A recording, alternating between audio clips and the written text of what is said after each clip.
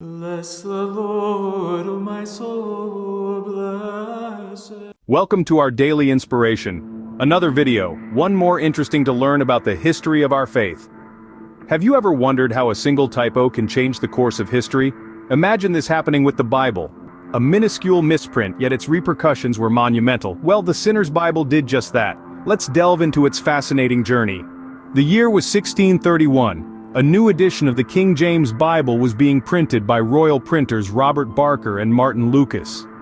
Imagine the painstaking process of printing in the 17th century. It was a world before automation, where every page was carefully arranged by hand, letter by letter, line by line. A world where quality control was not merely a department, but a way of life. Each page was meticulously inspected, errors were diligently corrected, and only then would the page be deemed worthy of the king's name.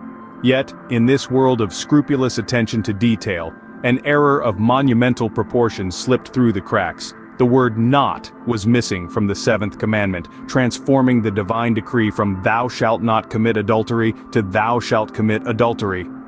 The omission of this tiny but significant word had a profound impact, one that would echo through the annals of history. It wasn't merely a typographical error. It was a theological blunder. It turned a sacred commandment on its head, causing a scandal that rocked the religious world. The error was not merely an oversight, it was a betrayal of trust. The very book that was meant to guide people in their moral and spiritual journey was now leading them astray. The irony was as stark as it was tragic. This one mistake led to the birth of the infamous Sinner's Bible. Imagine the shock and horror when this grave error was discovered. The revelation of the Sinner's Bible was like a bombshell dropped in the heart of the 16th century religious community. The public was aghast. The church, appalled. The Bible, the sacred text held in utmost reverence, had been desecrated by a mere typographical error. An error that had the audacity to suggest that man should commit the very sin it was supposed to deter him from, adultery. The uproar was immediate and immense. The church, the public, and the monarchy were united in their outrage. It was a scandal of biblical proportions, pun intended. The sanctity of the Holy Scripture was at stake, and the people were calling for justice.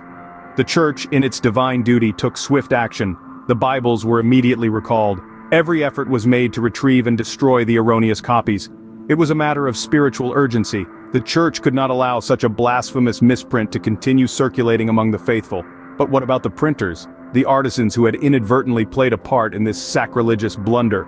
Their fate was sealed by the severity of their mistake. They were summoned before the ecclesiastical court, their actions deemed a crime against the church and God himself. The punishment was harsh. Their printing license was revoked, and they were heavily fined, a financial burden that nearly ruined them. Yet, amidst the chaos, the public recall, and the punishment of the printers, something intriguing happened.